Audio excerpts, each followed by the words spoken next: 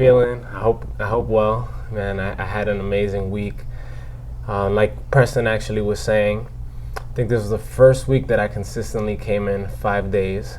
No excuses. Trying to get the protein in. That's something that's a little bit of a habit that I need to create for my life. So I feel like through reading The Atomic Habit, I realized, okay, well, if I'm already so used to the habit of coming here, then why not bring the protein with me and drink it here?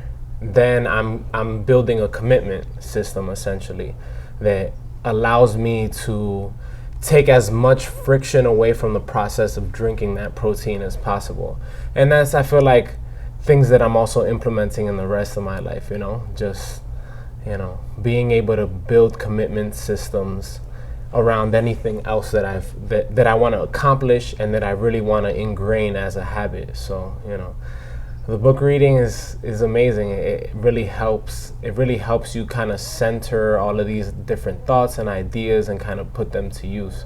I don't know how your week's been. I know you mentioned to me that you wanted to go over a couple things. I'm excited to lend the ear and try to see what insights we could give to everybody else. Now let's start there. Habit stacking. Yeah. Make them obvious, attractive, easy, satisfying. Yeah. Yeah, that's all it's been about. And then, right, what happens when you're creating habits in your life, what you're really doing is that you're rewiring your brain, you're remapping your brain. Right. So your brain automatically, where every single time that you take an action and you practice that action, it becomes better at it.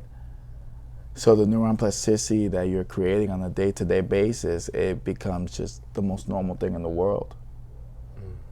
And then understanding, right, that with every human being that we encounter, they have a completely different mind than you do.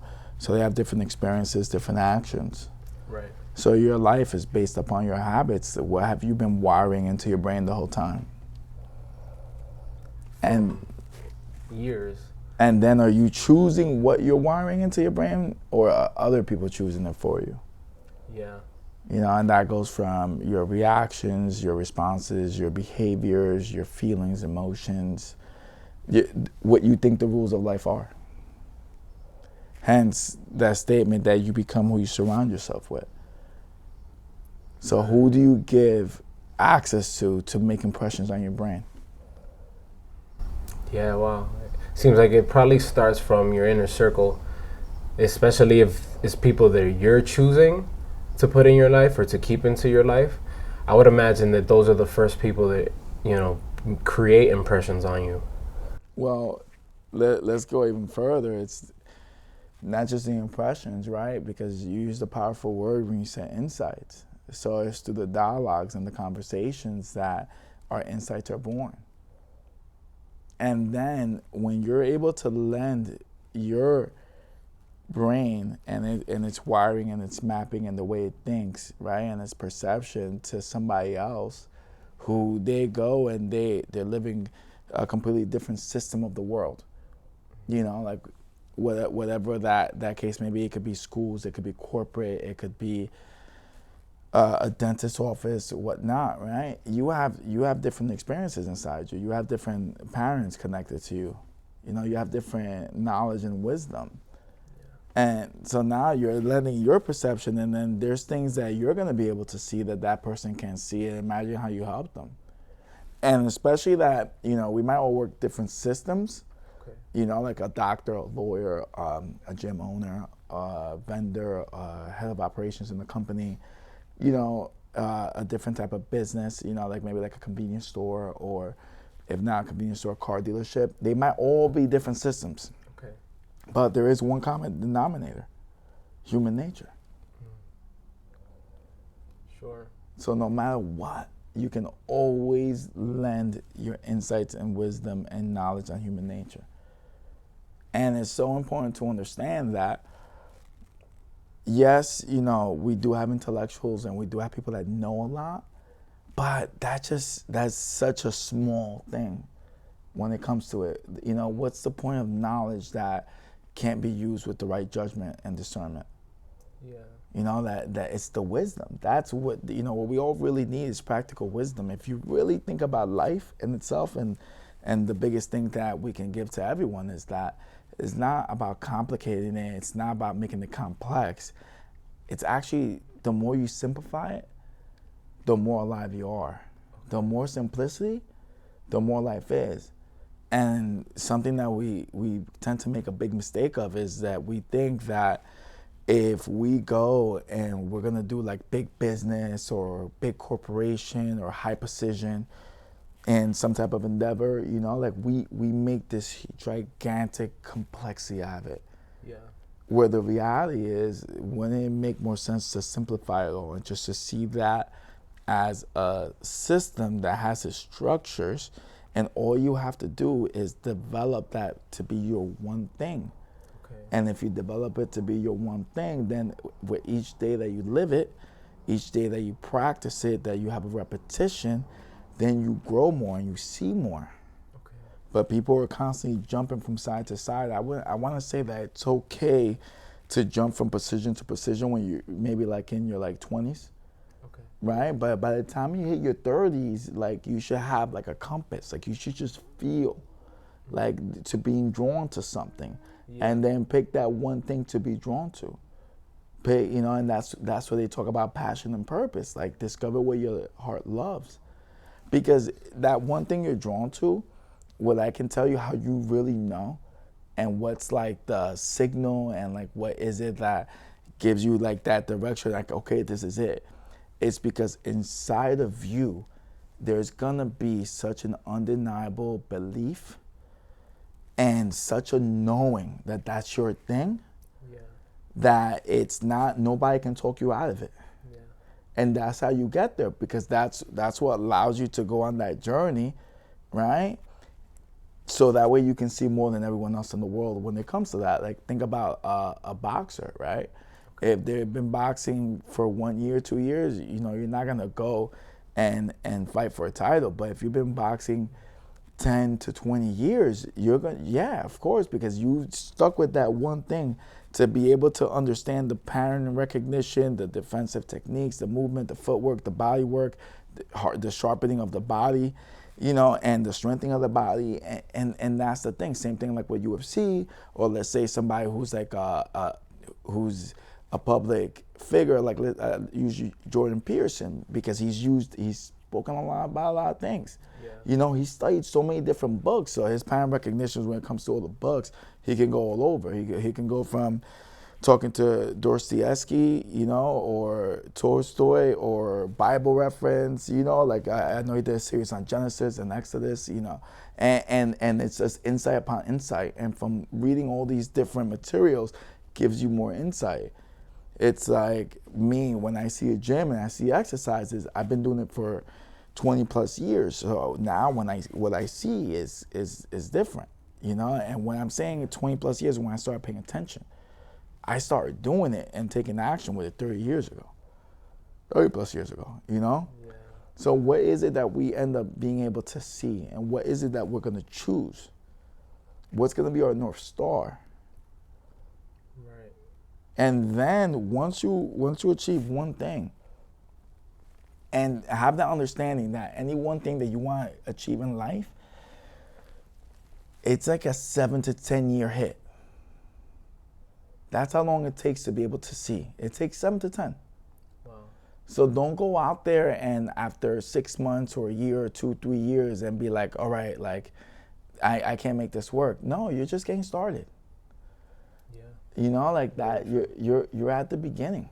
That's very true. Understand that you're at the beginning, and it's gonna take time to be able to see. But once you achieve one thing, then you can transfer that understanding to anything else you do.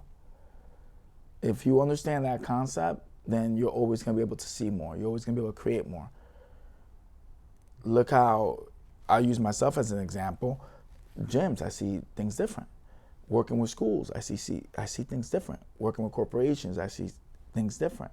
Working with individuals, one-on-one life coaching, I see things different. Public speaking, I see things different. The endeavor that you and I have taken on with podcasts, what we will be able to see when we've been doing this for 3 years. What will it develop into? What will what we've been doing, what we're synthesizing itself into. Think about the new business venture you just launched. Yeah. You know, and this is going to be great because I'm actually going to ask you some questions like, how did it feel to have the courage to go and go into a different realm of not knowing, of being uncomfortable, of taking on things that you know that you're going to discover as you do?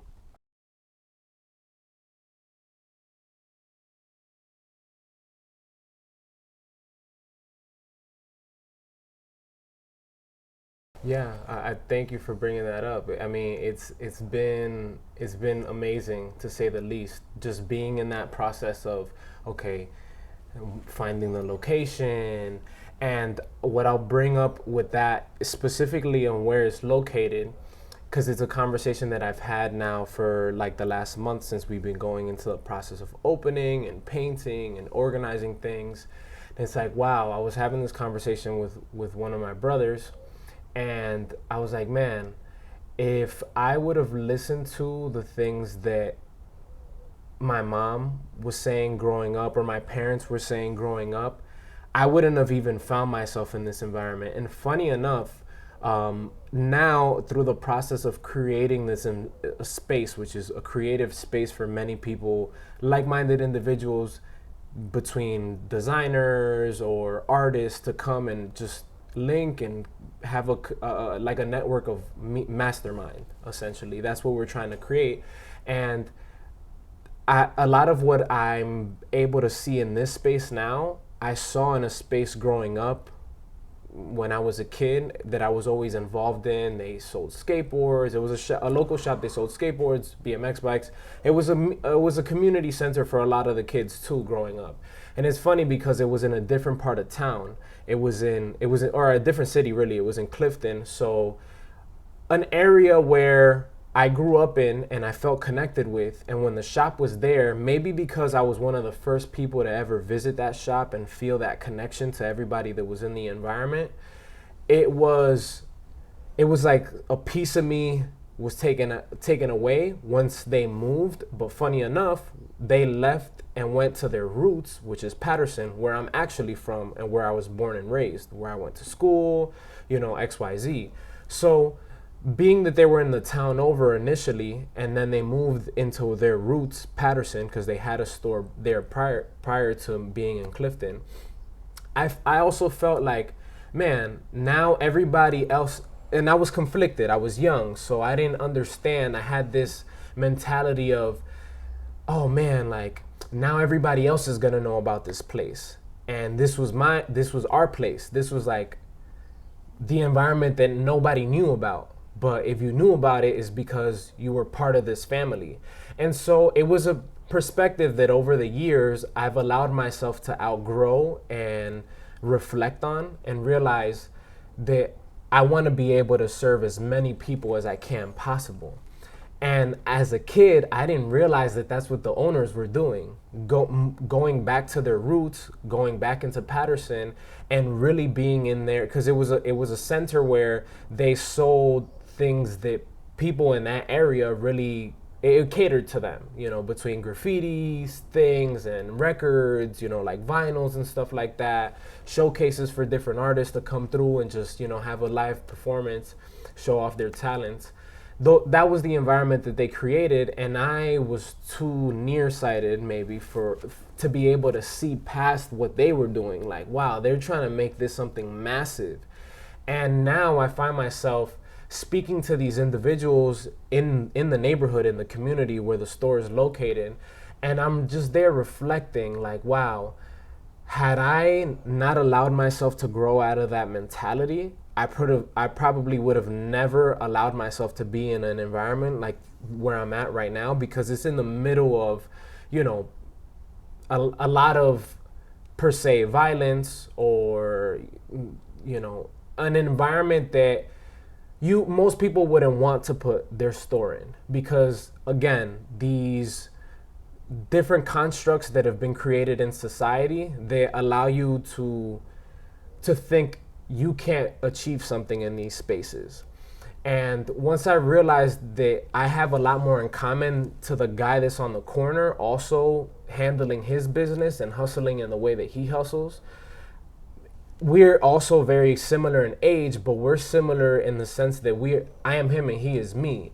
But if I find that bridge to be able to gap that and understand that, like, we just walk two different paths, and I'm nobody to judge the path that he was given or that he had to walk on, because maybe he didn't have another way out like I did. You know what I mean? To find myself now back into the spot where anybody else would have told me to run away from, and I find myself right in the middle of that right now. So I think that it's been very liberating to understand that and to really embrace it and see where it goes from there, because we're only now a day into the grand opening, and I see this going incredibly far as long as we stay true to that understanding. Like, just because of where we're at doesn't mean that, like, we don't have a duty and a service to give to these people in this environment, and be able to have them see something different that maybe they've never seen before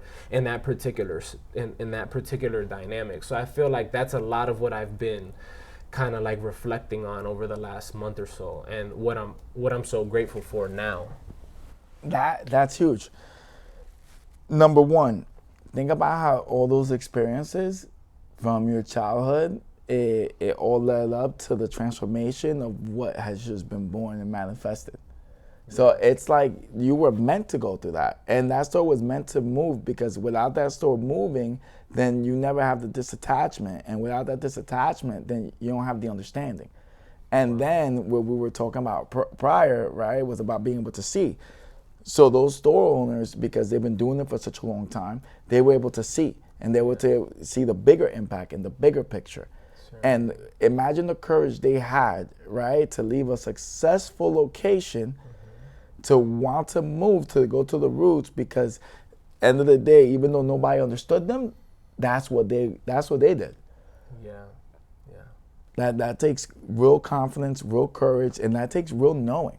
Yeah. Now, fast forward, think about everything that you've been, working on this past year when it comes to working on yourself. Right. The first thing I like to point out, think about the clarity that you have. Yeah. Think about understanding fear. So when it comes to doing this process, you have no fear, because you understand that life is born and what you don't know and what makes you uncomfortable. So you've become comfortable with not knowing and being in a situation of uncomfortableness, because it doesn't mean that it's going to reflect on you being uncomfortable, because that within you no longer exists. You've already brought order to your life, so now you're here to bring order to other areas, environments of chaos. Certainly. Because you've become so much. And the fact that you're gonna go and you're looking not to go the easy way, you're looking to go the hard way, and you want to become, the best way to put it is you want to become one of those locations that becomes iconic for a community. Certainly. To bring change, to make it flourish, so that the kids in that area can see that, hey, listen, there is another route. There are other routes out there. Yeah.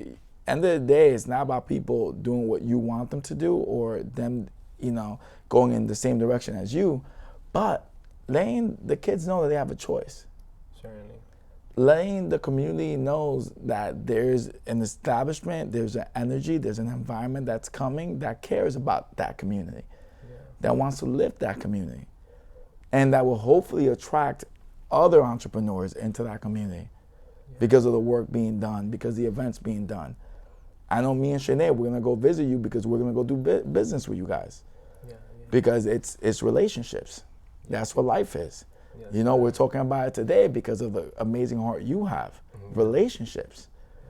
So of course, we are all interested, because you're also part of this community and many others. So who's not interested in your heart and what you're doing and what you're looking to establish? And look at the amount of support that you're gonna have. Because what event are you gonna throw that we're all not gonna be there? Especially when you're looking to service people. Yeah. When you're looking to bring environment to a community that's what you feel is missing, and that with that spark, there could be a big flame. And now you're gathering all your relationships, right? Because you're starting this little fire, and you're gathering all your relationships to bring wood to add to the fire. Yeah. To go and light the human spirit of that community. And, you know, to me, I'm only seeing your beginning. Because it's like anything in life. You went from helping yourself, you went to then becoming successful, and now you're going to touching on the community, right? So now we're talking about the town, and then eventually from town to state, and then from state to country, and then world. You know, that's the order. Yeah, that's the goal. You know, like that, it's a part of the journey. And if we just said that it takes 7 to 10 years for the establishment of a journey, right? For the establishment of finding our paths and sticking to it, then we have another 20 to 30 years to grow it. You know, and see how far it goes. Because, like, this is another thing. I think a lot of people have a misconception of wealth, because wealth is not what you're building for yourself. You know, those are your riches. Okay. Wealth is what you're passing on. That's legacy. Yeah.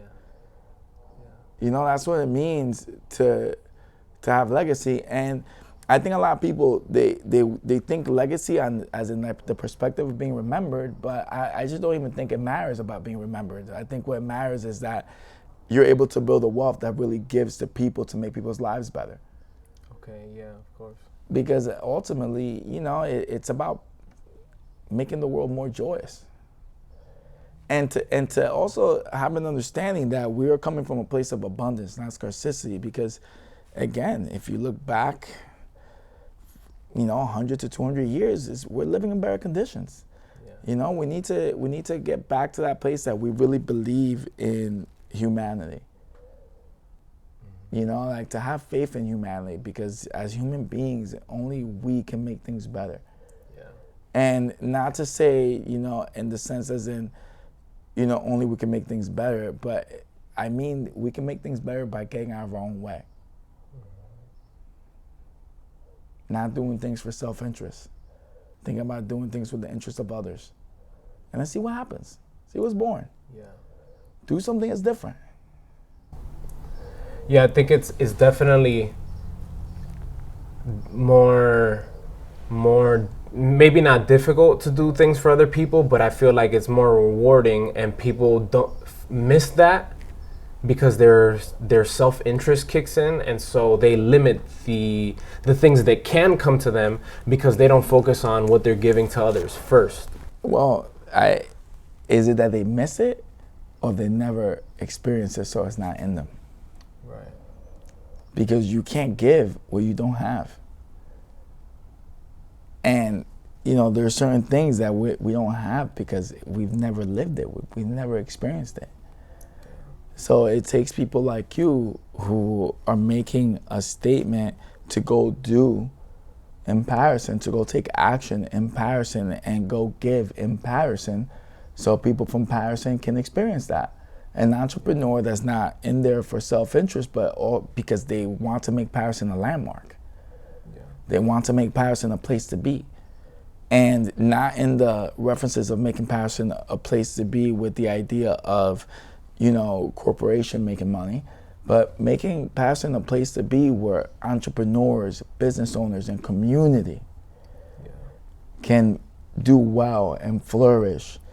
And then you could bring back the ideas of reading, writing, orating, conversations, dialogues, developing. You know, not for big business, but in the sense for people. So people can have more enriched lives. Because the reality is, all they're missing is information. They're missing information. Yeah.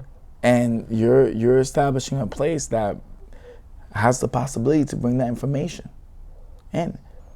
And let's go further. Not that they're doing anything wrong, because God knows if you're alive, if you're conscious, that's the blessing. how lucky are we just to be conscious, to take the breath. So automatically, they already have everything. Yeah. We just want to bring more.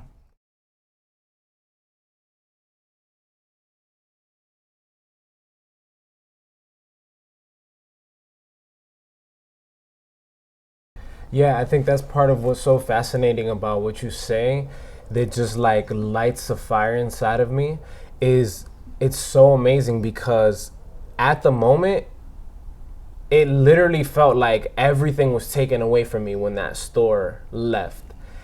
And I stand here today being able to have this conversation with you because that store left and because I was able to reflect and because now I'm able to connect all these dots and understand like, wow, the seed that was planted in that environment is helping me create what I want to create in the space that I have now. But not only that, the fact that they left and it was all seemingly taken away gives me that space of like, wow, you know, man, it's fascinating. It's super fascinating. All suffering is opportunity. Yeah. Because of what you thought was a suffering is the opportunity today. Right, but I could only imagine the amount of people that don't allow them to see that the suffering that they're going through, quote unquote, today is the thing that's going to liberate them in the future. You know what I mean? Well, it goes back to the idea, you know, when most people are suffering, are you going to people that are comforting you, or are you going to people that are telling you the truth? Because there's a difference. Right. You know? And what does that mean? That if people are comforting you and you're suffering, you're going to build resentment. You're going to build resentment. And resentment is what brings out the bad emotions out of us. But if you go to someone who's going to talk to you about truth, they're going to show you gratitude. They're going to show you why you should be thankful for what has occurred. They're going to show you how to accept it and how to make things better.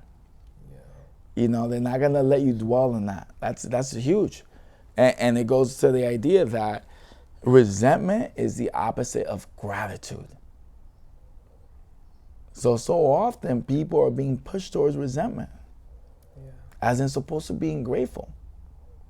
You know, and look, we all know that life is uncertain. We all know that life surprises you. We all know that life throws punches at you, and when it throws a punch, it hits hard. Yeah. But whether we choose to resent life or we choose to be grateful for life, that will be the defining choice of how we live our life and how we go through it. You can go being upset with life all your life, or you can learn to accept life, see life as it is, have gratitude, be thankful that life is making you stronger. Yeah. Because that's the reality. It's making you stronger. It's making you be able to see more. Yeah. And the more you see, the more you can create. And the more you can create, the more you can give, because you're going to have more.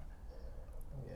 But if you go from a place of resentment, you're going to stay stagnant. You're going to stay in that same cycle. Yeah. So when is it that you decide to stop reliving that same cycle? Because that's what resentment does. It gets you stuck in time.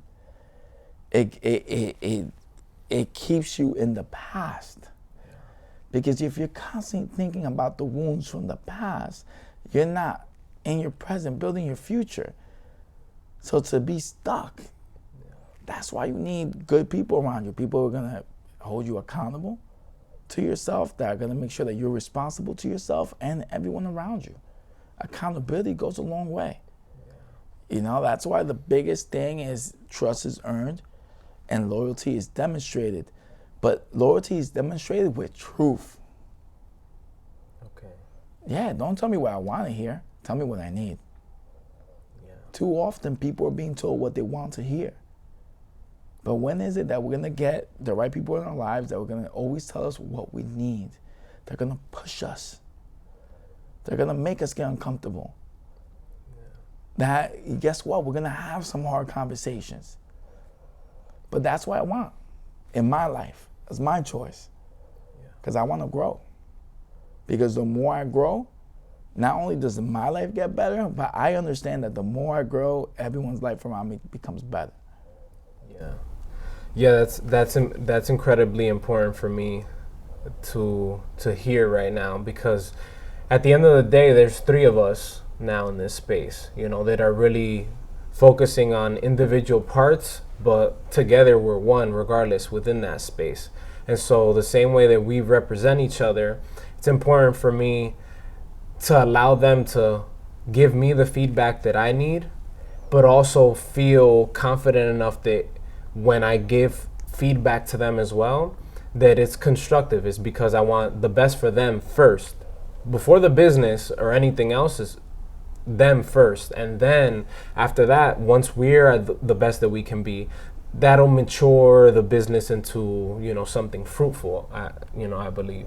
Well, I love what you said, is that you guys are all responsible for different parts. Yeah. Because you don't need two people working on one thing. No. You need people doing different things, so there's different growths. Sure. So you guys have more to give. And the more you guys travel into what you don't know in separate directions, then every single time you meet at your hub, Yeah. the more you all grow. Yeah. That's huge. Because no matter what, right? And it goes for people, right? When you say that change is inevitable, but growth is optional, that same thing translates to business. Change is inevitable. So you have to continue to grow. And the more things that you guys do separate to bring to the middle, the more the business grows. And that business is going to be forever changing. What it is today might not be what it's going to be tomorrow. Because it's actually, everything in life, it's also outside your hands.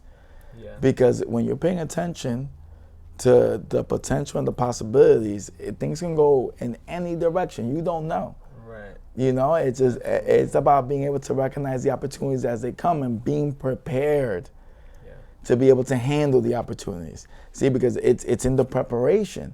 So because the three of you have prepared, you'll be able to see the opportunities, but more importantly, you'll be able to execute and take action. Yeah. Because the hardest step is the first. And once you can take the first step, that means the rest of the steps are easy. Yeah. You just got to do it. Yeah.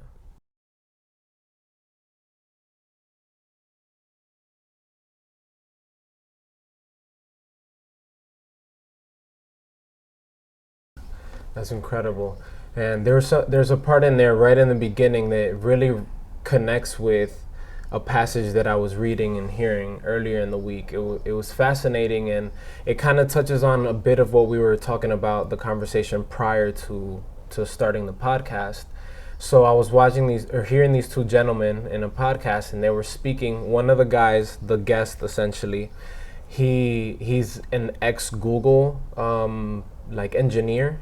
So incredible man. You could tell, his capacity, his knowledge is insane. And so he was speaking on, because he was an engineer, particularly in the AI space. And what he was talking about was, you mentioned simplicity in life, right? But what he was mentioning in the conversation that struck me as something very fascinating is, there's a difference between simplicity and convenience, or making too much of something in which now there's a comfort being built in society.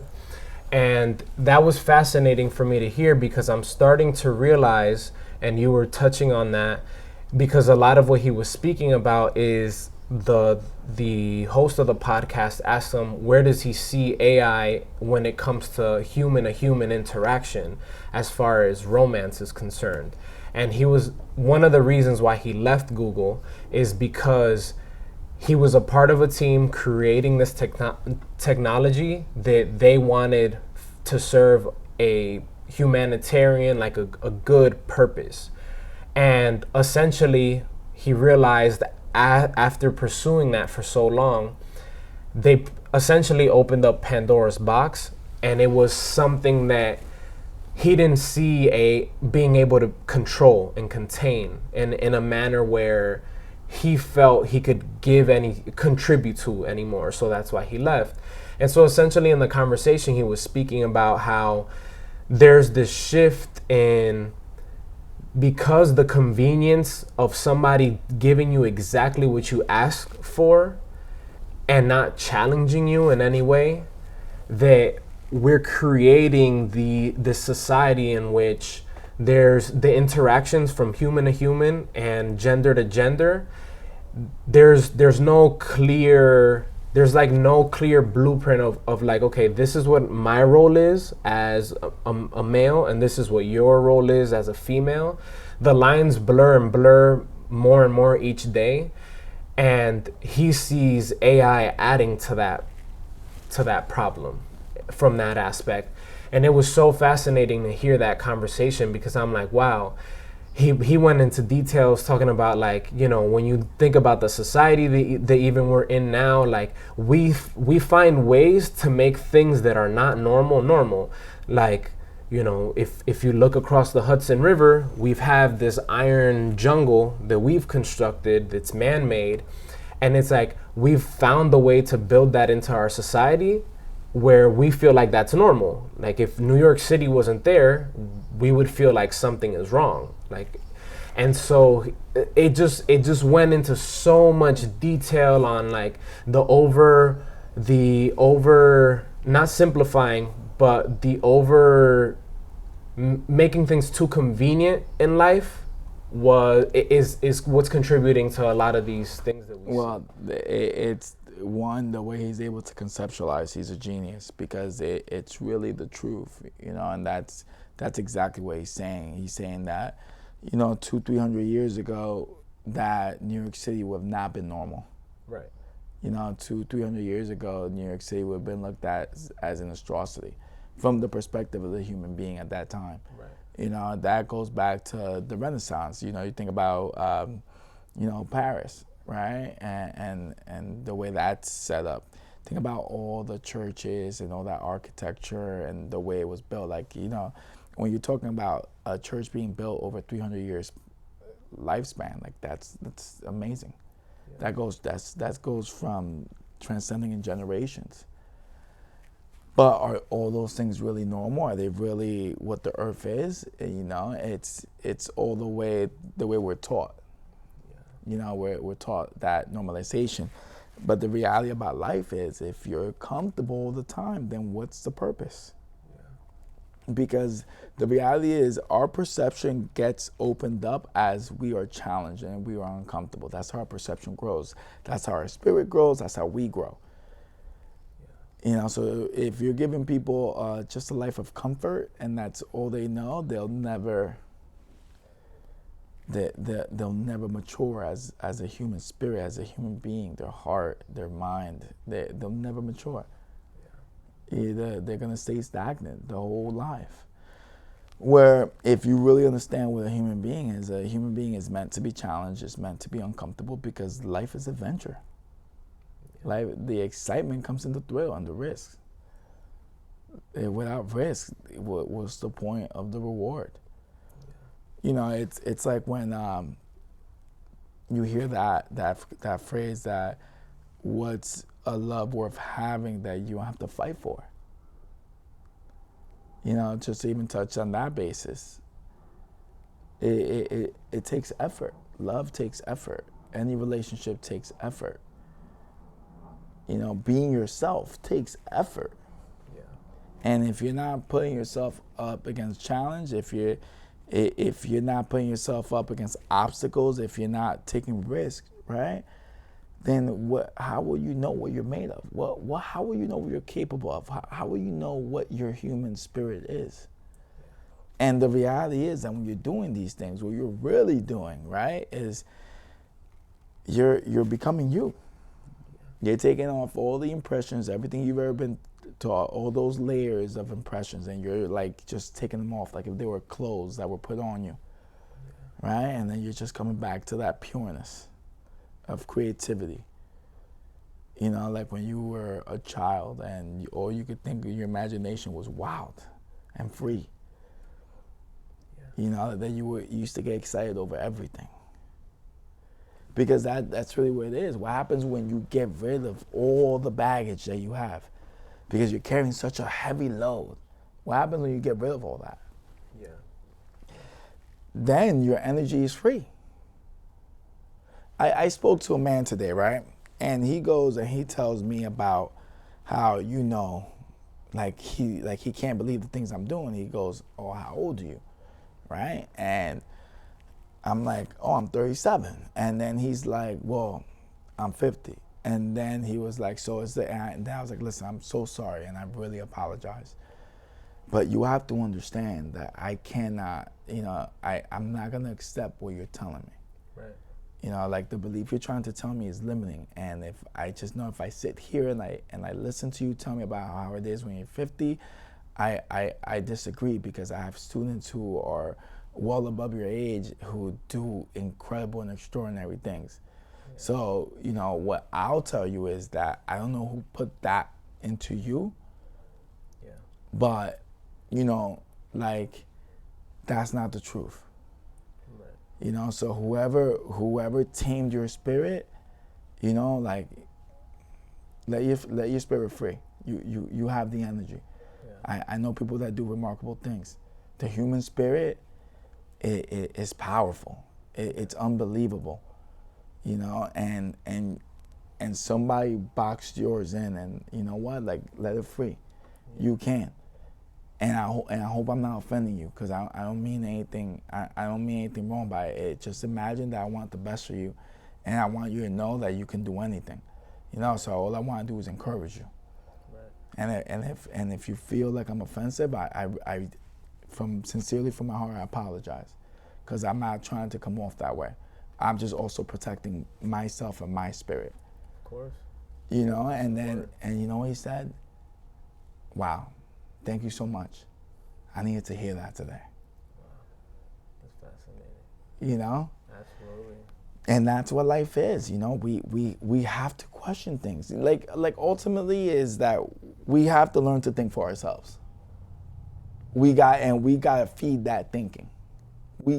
People need to learn how to become better thinkers. And you cannot become a better thinker without learning more information and experiencing that information.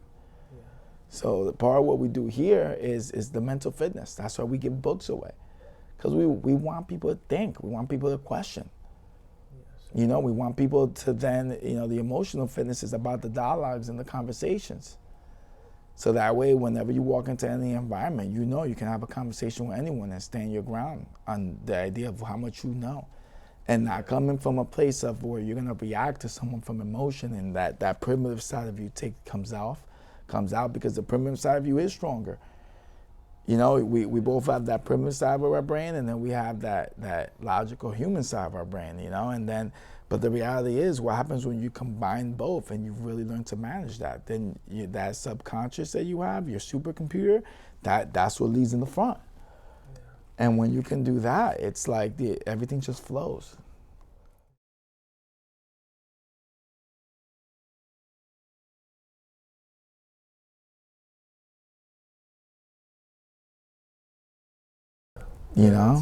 That's so fascinating. And so, in a little bit more in detail into that conversation that I was watching with the two gentlemen, I was reflecting on it afterwards. I made a journal entry on my phone, and it was just fascinating, because what I was reflecting on was the fact that, well, if 1,000 years ago we look back and we think, just like you were saying, as to it being like an atrocity, creating a city like that, a metal jungle.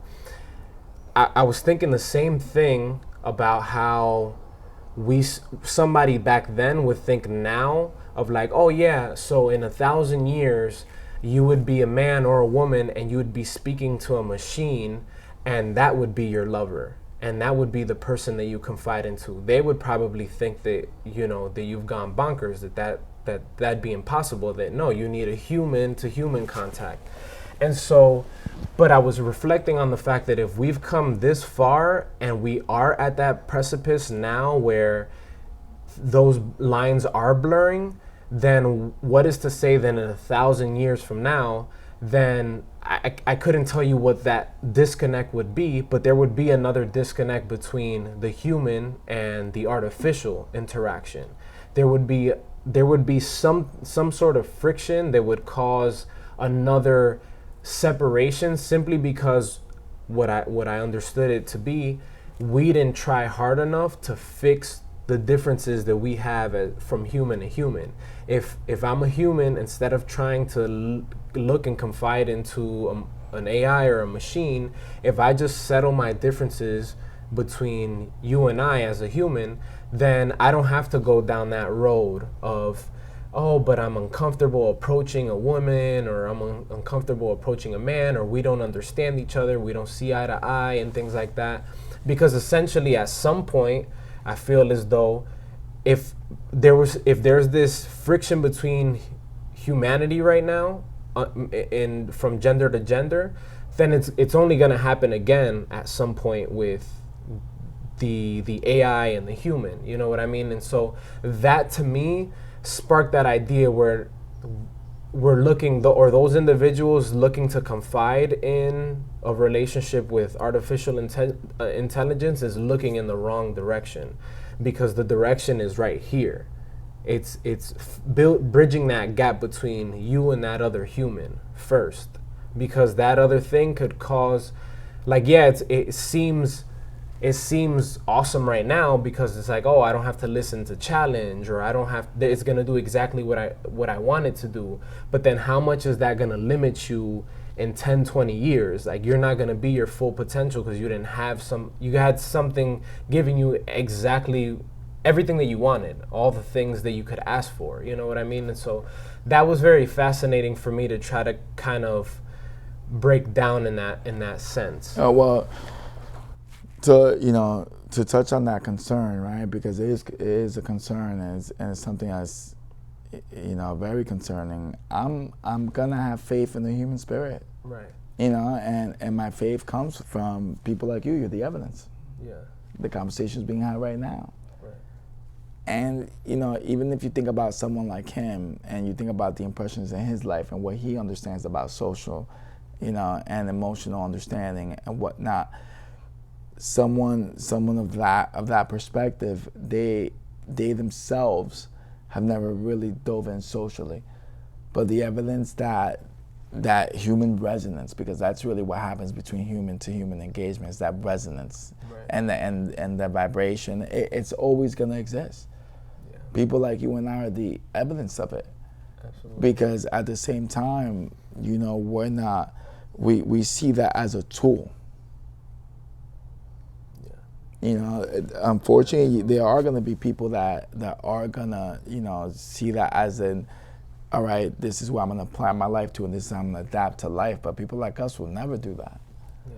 And the reality is because people like us exist, we're going to pass on what we know. Yeah. And that's going to be the transmission of it all. This podcast itself, it's born from that understanding that we're passing information on. And that's what it's about. These conversations are being had. The same way that they're doing this on this end, so are we at this end. Yeah. So I'm always going to have faith and belief. I'm always going to assume the best. Absolutely. No matter what. And I'm always going to believe in people. And I'm always going to choose people. Yeah. Because ultimately life's meaning, as we get older, as we age, we become more forgiving. We become more understanding. So when people mature, the things that they can do and the things they can create, it's unfathomable. And just because you don't see it as often, like on any type of media, you have to understand that these people that are doing this level of good, they're not doing it for fame, recognition. They're not doing it to be known. They're just out there doing. So we have to know that there's people out there who are doing incredible things. They're just not talking about it. They're too busy doing. Yeah. Like that's just it. They're too busy doing. Yeah. So we have to, and just from a history standpoint, right? Okay.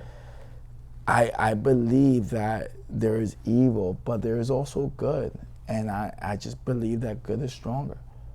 And the reason I can say that is because if you think and you look back at history, like World War I, good won. World War II, good won. Anytime that there's been any type of tyranny in this world, it's been overthrown. Right. Every single time that there's been some real injustice on a world level, it's been overthrown. And that comes from the human spirit.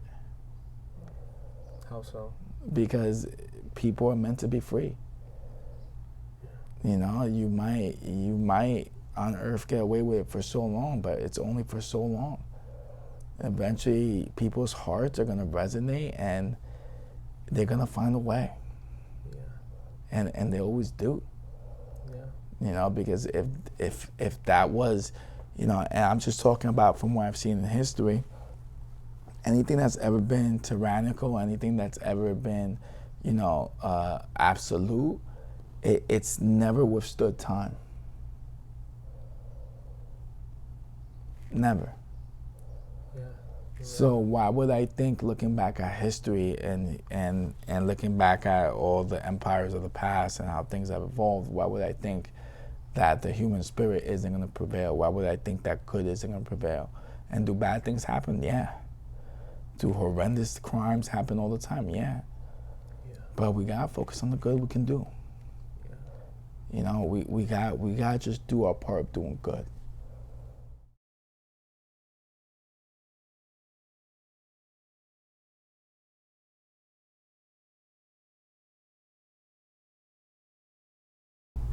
Yeah, that's true. And it's interesting because you're mentioning a lot about past, you know, doing good.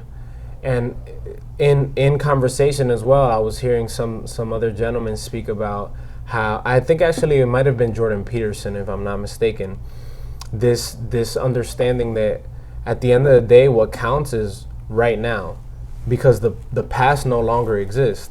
Like, what happened 10 minutes ago within our conversation is already done.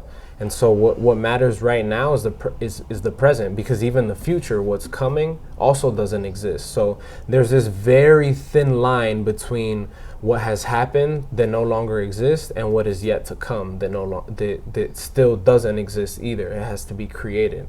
And so digging into that conversation, it was also really fascinating to understand that what's important is what good I can do right now. And every good is another brick. Yeah. You know, and we have to believe that there's more good being done than bad.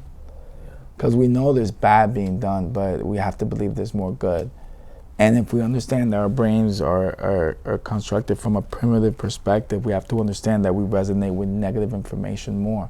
So of course that's what's being put out there, and of course that's what's being seen more, because at the end of the day, if you know that ratings and your livelihood is based on people's attention, you know that negative information grabs attention. Are you really gonna be putting on media what's good? So if we understand that concept, we gotta believe that we're just not seeing it. But is the world that we live in right now possible if there wasn't more good than bad? Yeah. That's very, very, very true. When you look at it and in that perspective, it gives you this hope, this rush of like, okay, optimism. Like, if we've made it this far, certainly whatever bad has been done, the good is outweighed it. Because otherwise, you know, we wouldn't be here to talk about it. You know, so that's very fascinating, and it's also interesting because, like you mentioned, and it's something I've observed since a child. You know, just reflecting on my parents, particularly like my mother, especially reflecting on the pandemic, I would tell her day in, day out, like, turn the TV off, turn it off. And if you're gonna watch something, don't watch the news, because what are you doing to yourself but adding all of this like negativity? Like, yes, if is there something catastrophic going on, seemingly. It seems like that for sure. There's a lot of things going on that are negative, but if like that's all if that's the anxiety that you're allowing into your system, like you're killing yourself and you don't even know it, because of all the worry, because of all the anxiety that you're creating, simply because of the things that are being projected to you. And so imagine I could only imagine the amount of people that allow that to eat them away. You know, the things that they're watching or seeing projected on television. Or human conditioning. Right. but you can't tell them. You can't make sense to the senseless. Yeah. It comes with you doing. They have to observe you doing. Yeah. You know, so you have to understand the same way that you have the right to have your beliefs, and that is your belief, and that is the right way. Yeah. It's the same way that, you know, your parents have the right to believe that their way is the right way. Sure. So it's not. It could never be about telling someone, hey, don't do this, don't do that, because then you're also making the same mistake they're making. You actually have to just do and show the outcome of your life and hope that they're inspired by your actions. Wow. That's fascinating. Man, Juan, again, I just want to thank you. A lot of gratitude also for bringing up, you know, in conversation, allowing me to reflect right here in front of you on what massive accomplishment I was able to achieve in life very recently with this store opening, because it recenters me in allowing to embrace everything that I've been able to create and that will be created. And you know, with that, we are what we believe.